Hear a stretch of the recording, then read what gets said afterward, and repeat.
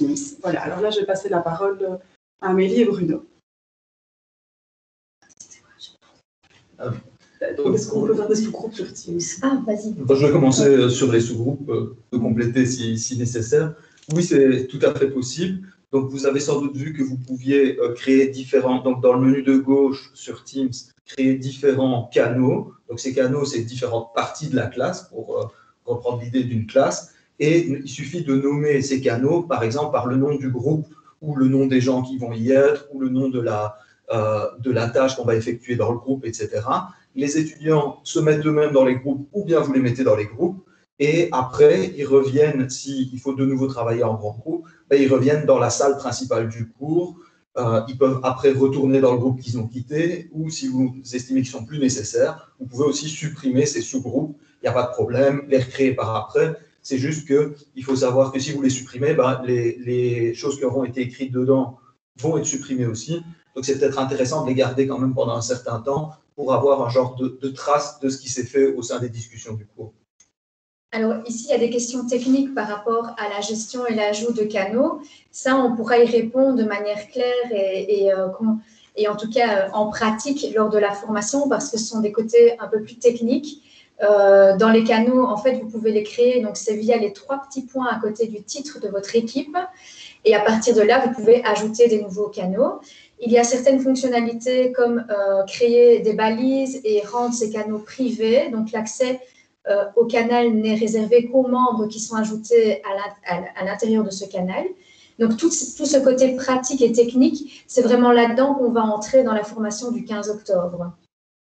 Alors, il y a encore deux questions un petit peu plus techniques sur Teams aussi. Donc, est-ce que le professeur peut passer dans les sous-groupes? Et une question, ça c'était Sylvie et Nicolas, est-ce qu'ils peuvent communiquer par écrit ou peuvent-ils se voir? Donc là, on parlait des étudiants.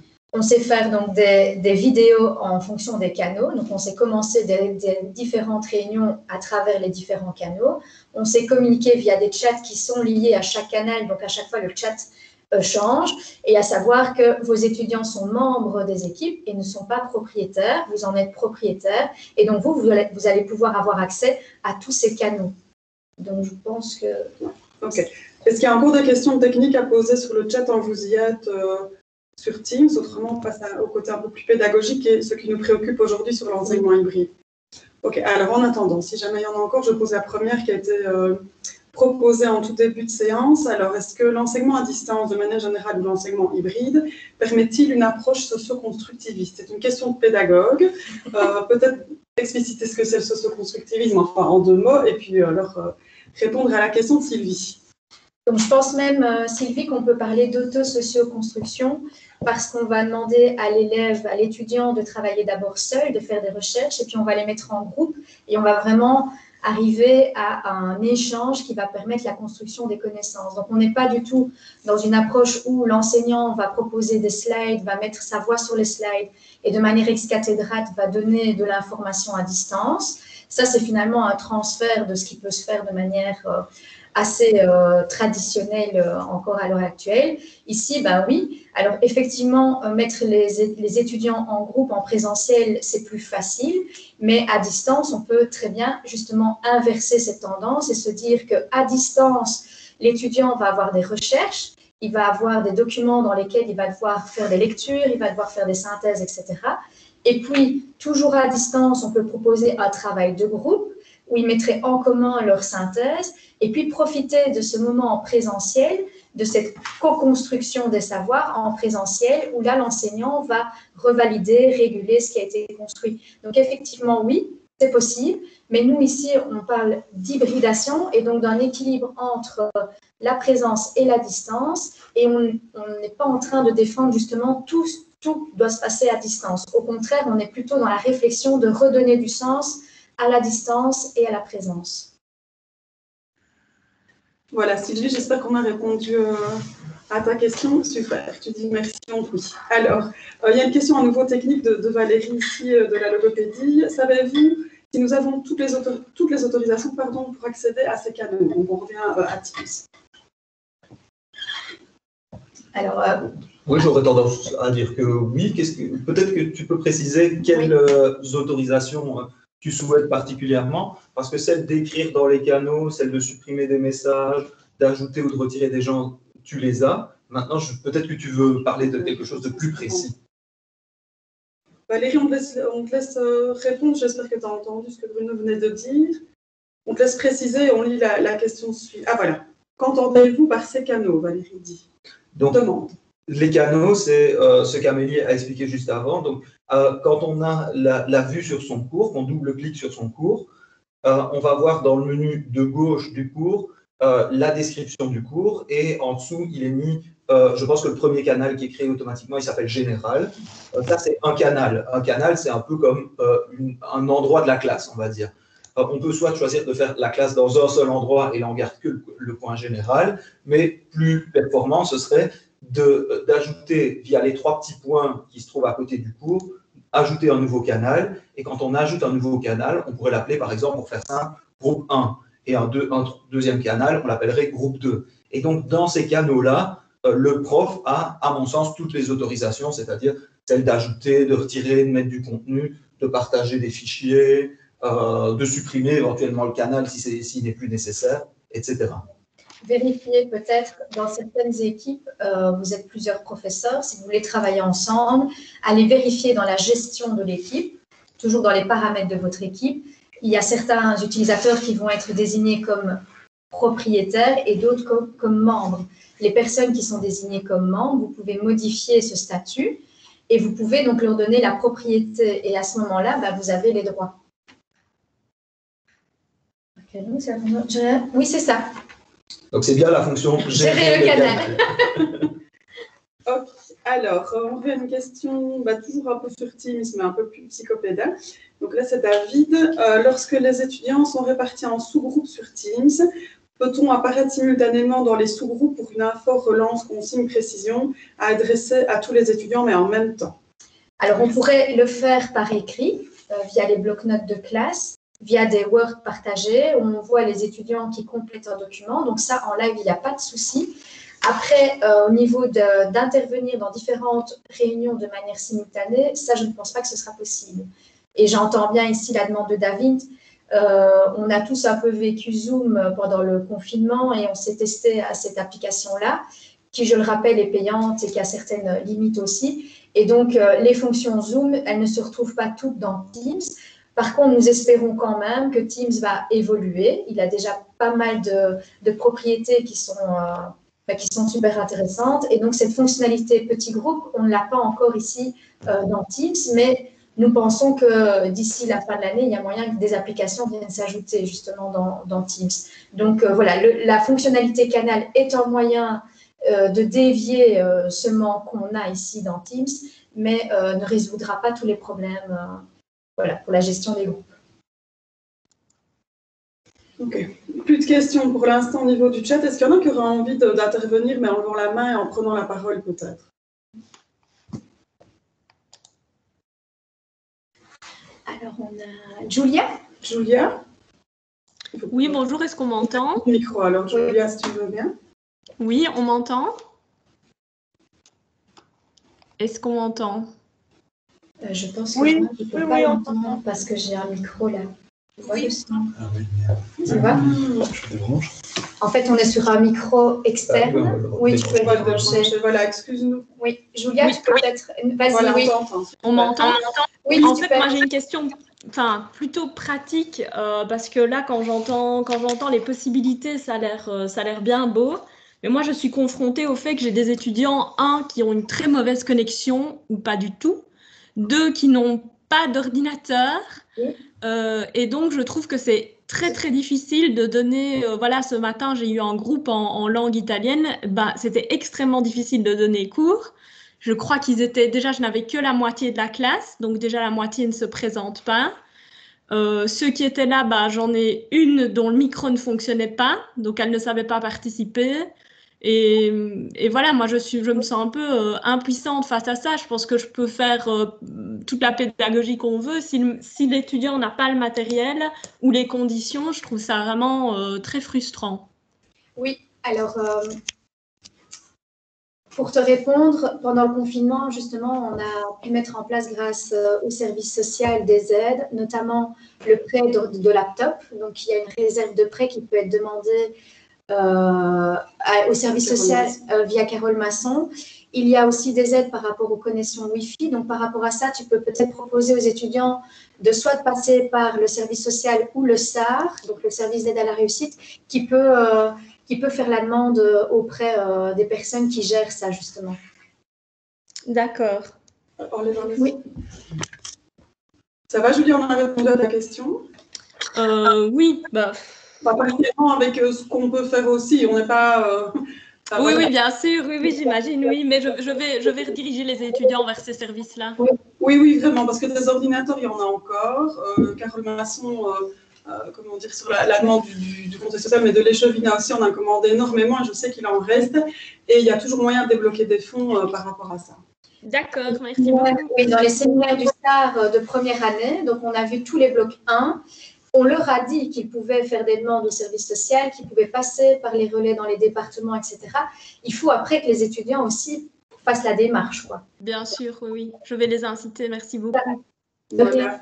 Alors, une question pédagogique ici, enfin pédagogique, les deux sont liés, mais je veux dire encore plus psychopédagogique, de Catherine Bosmans. Donc, à votre avis, la démarche autosocio-constructive doit-elle nécessairement être planifiée sur plusieurs séances ou peut-on réalistement l'envisager en 2 heures de cours à distance synchrone? Je pense que les deux sont possibles. Après, si je peux vous donner un conseil, c'est de ne pas, cette année, avoir de trop grandes ambitions, d'essayer déjà de tester des petites choses. Et donc, ta proposition de tester un dispositif pédagogique qui va les mettre en situation de groupe, en échange, en construction, pendant 2 heures une première fois, c'est déjà pas mal. Après, l'envisager sur le plus long terme, comme Bruno vous l'a présenté, avec une classe inversée, avec toute une programmation, une structure. Mais ça prend du temps. Ça prend du temps de réfléchir à son dispositif. Et donc, là-dessus, ben oui, pourquoi pas. Et déjà le faire une fois, plusieurs fois et s'y essayer, c'est déjà très, très bien. Un petit blanc, mais il n'y a plus d'autres questions. Je ne sais pas s'il y en a qui souhaitent à nouveau prendre la parole, peut-être pas par écrit, mais oralement. Vous pouvez lever la main. Oui, alors c'est Martine, je pense. C'est ça, je ne vois pas bien. Martine, tu peux prendre la parole. Oui, merci, parce que je ne sais pas écrire. C'est vraiment du pratico-pratique ici, mais l'intitulé des cours, c'est le numéro. Et dans mon cas, c'est didactique de la géo, nanana. Mais en fait, tous mes cours s'appellent comme ça et j'en ai 6. Donc, chaque fois, c'est le même titre, il n'y a que le numéro qui change. Et j'ai vu que c'est interdit de modifier cet intitulé. Je trouve que d'abord, ce n'est pas du tout convivial. Est-ce qu'on pourrait essayer d'avoir une formule où au moins la classe apparaîtrait? Parce que je trouve que c'est vraiment pas facile de s'y retrouver quand on a 50 000 cours qui s'appellent tous la même chose, à part le numéro, ce qui n'est quand même pas super sympa comme appellation. Oui, ce que je te propose, c'est que tu maintiennes bien dans l'intitulé du titre de ton cours le 2021 pour 2020-21. Et puis après, il y a le code de l'UE, d'accord? Donc ça, il faut vraiment bien le laisser. Après, ce que tu peux faire, là, je vais peut-être me faire taper sur les doigts par Frédéric, mais c'est pas grave. Tu peux modifier légèrement le titre en mettant le numéro ou la lettre de ta classe. Comme ça aussi, tu auras plus facile. Alors, sachez que les équipes, on peut aussi changer l'icône de l'équipe. Moi, je me suis amusée à mettre des petites icônes en fonction du type de cours que je donnais. Ça me permet à mieux m'organiser dans mon tableau d'équipe. Notamment, tout à l'heure avec Bernadette, l'Espagnard, en biologie, elle a mis une image d'ADN. Enfin, vous verrez, il y a des icônes qui peuvent parfois parler et justement vous aider.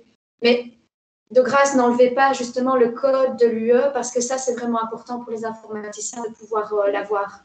Il y a des réactions, justement, Valérie Manca explique ce que tu viens de dire, qu'il existe des icônes. Elle choisit apparemment des images pour... Non, elle propose de choisir des images pour chaque cours.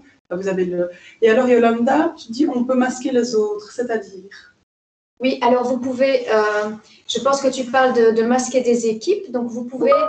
vous n'êtes pas obligé, et ça, je pense que c'est important de le redire aujourd'hui, d'utiliser toutes les équipes qu'on vous a attribuées. Vous verrez dans la formation qu'on vous proposera le 15 octobre, vous allez pouvoir utiliser une équipe et y insérer plusieurs cours au sein de la même équipe. Ce qui est important, c'est de réunir les étudiants à un endroit. Alors, s'il y a des équipes que vous n'allez pas utiliser, que vous ne voulez pas activer, générer, surtout, vous ne supprimez pas l'équipe, mais à droite, vous pouvez faire masquer l'équipe. Comme ça, vous la supprimez de votre écran, mais pas du générateur informatique, si vous voulez. Elle sera toujours utilisable après, au cas où elle deviendrait nécessaire, au cas où il faudra un deuxième grand groupe. Voilà, Yolanda réagit et dit « Moi, j'ai réuni tous mes étudiants dans le même et j'ai masqué les autres. » Voilà, tout à fait. Alors, le 15 octobre, on va vraiment vous proposer plein de configurations, des configurations où on va faire du travail de groupe avec une équipe et un cours, des configurations où vous allez avoir une équipe avec plusieurs cours, des configurations aussi, on a pensé aux professeurs qui ont des centaines d'étudiants, on a des solutions pour ne pas que vous deviez encoder chaque membre l'un à la suite de l'autre. Enfin voilà, on a vraiment plusieurs dynamiques possibles, à chacun après de s'insérer dans la dynamique qui lui conviendra le mieux. Alors, il y a une question de Sylvie. Je vois sur mon écran que cette réunion est en cours d'enregistrement. En y participant, vous autorisez son enregistrement. Alors, elle pose la question, peut-on refuser l'enregistrement et s'agit-il d'une obligation ou une option dans Teams? Tu parles des étudiants, Sylvie? Non, de là maintenant, là, on donc en fait, donc ici, oui, je ne vous ai pas vraiment demandé, on ne vous a pas demandé votre avis, mais c'est pour pouvoir partager après aux professeurs qui ne seraient pas présents aujourd'hui les réflexions qu'on a eues. Il y a une fonction, oui, démarrer l'enregistrement. Donc, vous allez pouvoir enregistrer vos cours à distance, soit via Teams, soit via une application qui est liée, qui s'appelle Stream, mais on en parlera plus tard. Mais oui, vous pouvez démarrer un enregistrement et avoir une vidéo. Et après cette vidéo, vous la postez dans votre équipe. Donc, les étudiants qui n'étaient pas présents, ils auront un podcasting de ce qui a été dit à distance. Mais ce n'est pas obligatoire. Non, ce n'est pas du tout obligatoire. Est-ce que l'étudiant qui est de l'autre côté de l'écran peut refuser d'être enregistré?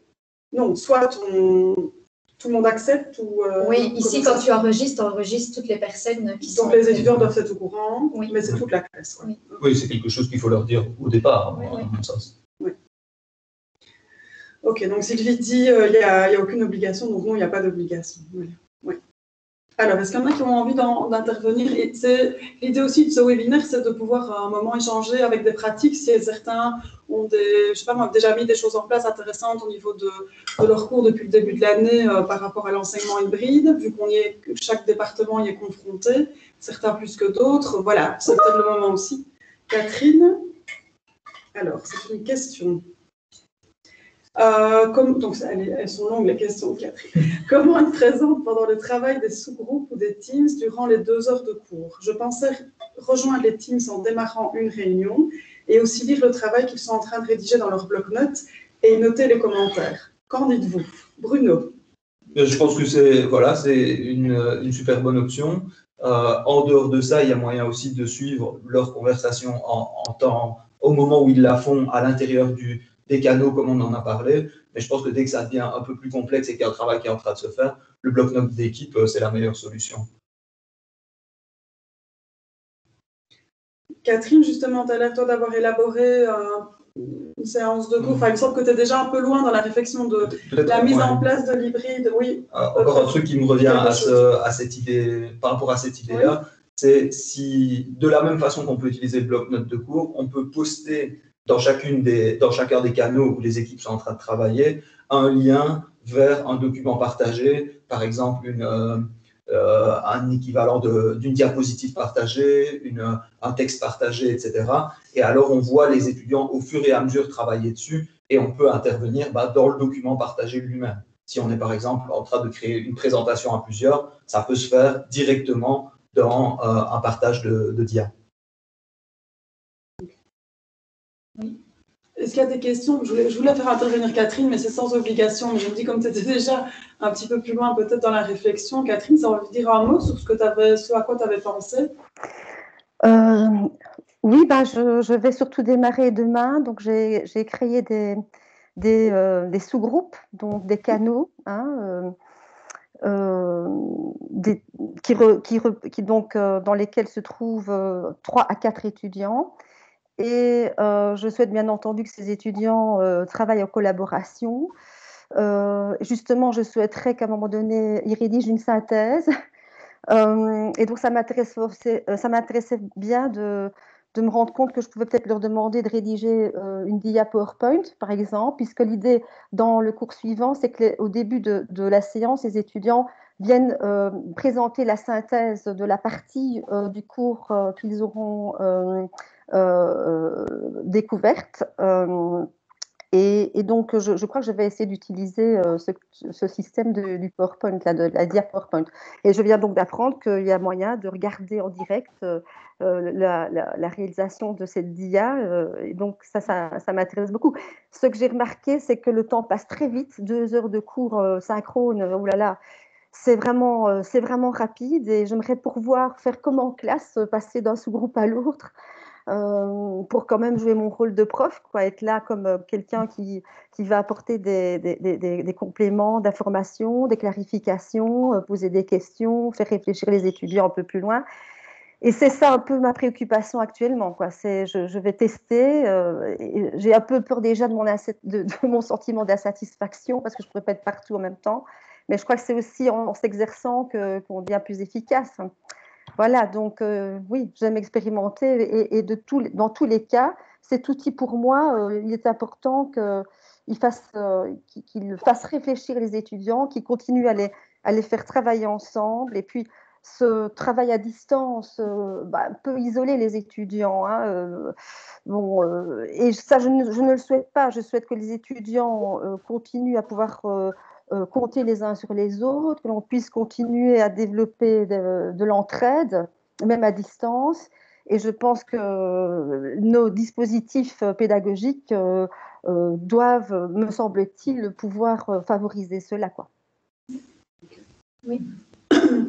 Merci Catherine. Vous voulez réagir à ça? Oui, et alors pour peut-être aller plus loin, on vous en a déjà parlé, mais on proposera donc 3 formations ici pendant l'année en présentiel. On va vous montrer des applications que vous allez pouvoir vraiment utiliser à travers Teams en partageant aussi votre écran vers des murs collaboratifs, vers des choses où vous allez pouvoir voir le travail de l'étudiant, aller commenter avec des feedbacks. Il y aura tout un pan aussi sur tout ce qui est devoir et feedback à distance. Là-dessus, moi, j'ai déjà commencé à expérimenter ça avec mes étudiants. Et ce qui est pas mal, c'est qu'au niveau de la gestion du temps, ça les aide vraiment beaucoup parce que je leur mets à disposition le devoir, je sais voir qui participe, qui fait quoi, je leur mets la date, je peux leur mettre une échelle barémique, mais ça, c'est à chaque enseignant à décider s'il met des points, s'il met une appréciation, voilà. Mais alors, il y a vraiment plein de choses qu'on va pouvoir expertiser avec vous. Mais ici, ça va se faire à certains moments clés de l'année et on va essayer de vous emmener vraiment sur des terrains très intéressants à explorer. Voilà, ici, il y avait une question de Julia. Je trouve ça bien parce que Valérie répond. Donc, c'est intéressant aussi que les participants répondent aux questions qui sont posées et pas simplement nos 2 amis ici à droite. Donc, Julia, elle pose la question, mais je disais moi voir capsule d'ailleurs parce qu'on en a déjà un petit peu parlé, mais je me demande comment motiver les étudiants à assister aux cours à distance. Donc il y a une capsule qui a été envoyée via l'adresse CAP qui va être logée bientôt sur notre onglet sur l'encadrement des étudiants. On y parle déjà de la motivation et justement de la motivation notamment à distance. Alors, je vais vous passer la parole, mais Valérie répondait qu'on pouvait les construire en ligne. Mais vous parlez d'autre chose, à mon avis. Les étiquettes, en fait. Je parlais. Vous m'entendez? Oui, on t'entend, vas-y. Les étiquettes, donc faire en sorte quand on travaille en ligne avec les étudiants, ce qui peut être intéressant, c'est que de construire avec les étudiants des étiquettes, donc savoir comment on prend la parole les uns par rapport aux autres lorsqu'on construit un document en ligne en plusieurs, ce qu'on peut faire, ce qu'on ne peut pas faire, donc comme une charte de vie en classe, mais les construire avec les étudiants parce qu'ils ne sont pas habitués en fait à collaborer spécialement en ligne. Il y a tout un ensemble de comportements à avoir. Et donc, ça peut être intéressant, comme premier exercice, de construire ensemble voilà, ce qu'on peut faire, ce qu'on ne peut pas faire, comment est-ce qu'on se donne la parole, est-ce qu'on peut supprimer ce que l'autre a dit, ne pas supprimer ce que l'autre a écrit, ce genre de choses. Donc, ça s'appelle des étiquettes. C'est comme ça que moi, je les ai apprises, en fait. Oui. Dans la capsule 3 qui vous a été envoyée, on vous explique justement comment motiver et encadrer les étudiants et surtout comment prendre en main un premier cours à distance pour qu'après, il y ait certaines règles de conduite qui soient mises en place et en tout cas que ça se passe bien de votre côté, mais aussi de leur côté. Julia, tu parlais de les impliquer et qu'ils y viennent, qu'ils y soient en fait présents. Oui. Et c'est vrai que notre expérience du confinement a montré qu'au fur et à mesure des semaines et des mois, les étudiants, certains, c'était très compliqué de les avoir encore à distance. Certains ne mettaient plus la caméra, étaient en pyjama. Enfin, moi, j'ai eu ce genre de cas parce que je leur demandais de mettre la caméra. Je voulais voir qu'ils s'étaient réveillés, qu'ils avaient brossé leurs dents, qu'ils étaient présents là dans le cours et que ce n'était pas juste sur leur smartphone en fond musical, quoi. Et ça, c'est aussi à nous, en tant qu'enseignants, d'aller rechercher ces étudiants-là. Il faut aller les rechercher. C'est une certaine forme de tutorat à distance où, quand ils sont plus là, aller leur envoyer un mail, leur dire « Écoute, tu n'étais pas là, ce serait bien que… » quoi. Et ce qui peut aider là-dedans, c'est justement quand on publie les documents qui regardent à distance, etc., de toujours activer le suivi de ce qui a été regardé, parce qu'alors le public des étudiants qui ne suivent pas ou qui suivent très peu, on l'a directement et on sait sur qui on agit. La grosse difficulté à distance, je dirais, par rapport à la présence, c'est qu'on a plus difficile de dire qui n'est pas là. En présence, il y en a beaucoup aussi qui, à partir d'un certain moment, ne viennent plus ou viennent moins, mais au moins on le voit directement. Là, à distance, le fait d'activer les analyses de qui a vu quel document permet de savoir directement, ah bah tiens, j'ai X% de gens qui sont problématiques et ce sont telles personnes. Voilà, parce qu'il y en a qui ont d'autres pistes parmi vous, qui ont peut-être mis des choses en place pour justement garder le contact avec les étudiants. Il y en a qui ont envie de s'exprimer. Vous pouvez lever la main, ce sera plus facile.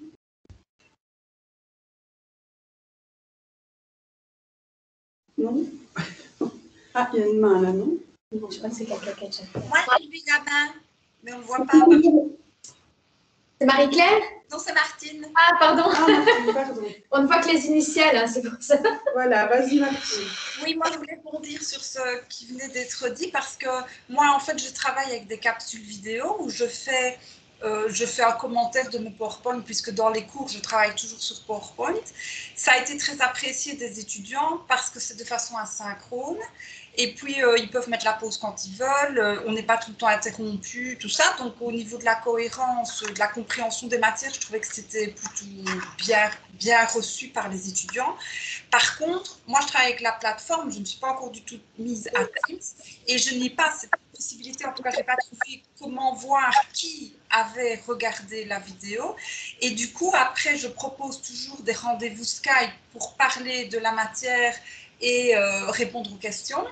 Et effectivement, il n'y avait pas tous les étudiants, il n'y a pas tous les étudiants et je ne sais pas comment faire pour savoir qui a regardé la vidéo, donc qui a vraiment participé en fait. Et ça pose un problème. Et alors, je voulais aussi là-dessus parler de cette collaboration parce qu'effectivement, ce travail par capsule vidéo, c'est quelque chose qui est très individuel, c'est-à-dire que chacun, ça peut se faire sur des parties de cours qui sont théoriques. Dans mon cas, ça se prête. Mais effectivement, il n'y a plus beaucoup de collaboration et ça, c'est un souci. Et si on pouvait avoir des pistes de réflexion sur comment faire collaborer, même sur l'apprentissage de contenu, ça m'intéresserait. Ok, merci Martine.